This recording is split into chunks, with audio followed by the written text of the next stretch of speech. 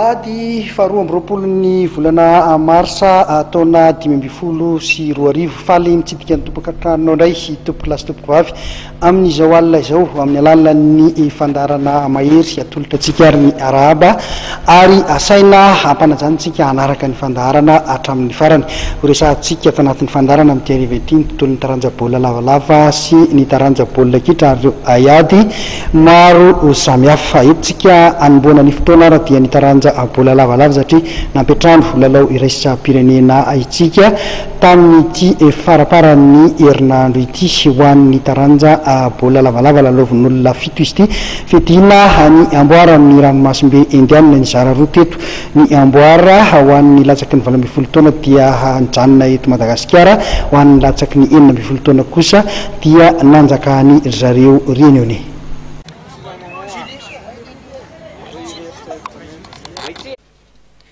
Nijanona teto Madagasikara ny amboara teo amin'ny sokajy ho an'ny latsaky ny 20 taona ary nentin'ny la Réunion kosa any aminy ny amboara ho an'ny latsaky ny 19 taona. Izay no vokatry ny fedina ny amboarany ranomasimbe indianina ho an'ny taranja baolina lavalava lalaovan'olona fito izay nitanterahana teto amintsika nanomboka ny alakamisy teo ka ny farana omaly sabotsy.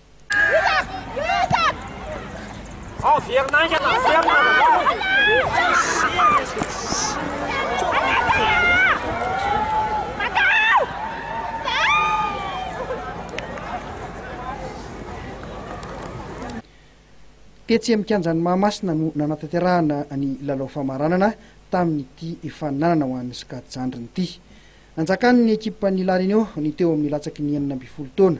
Resandry zareo teo amin'ny famaranana ny ekipan'ny Pasamama avy Soavo Masoandro tamin'ny Samazava 7-20.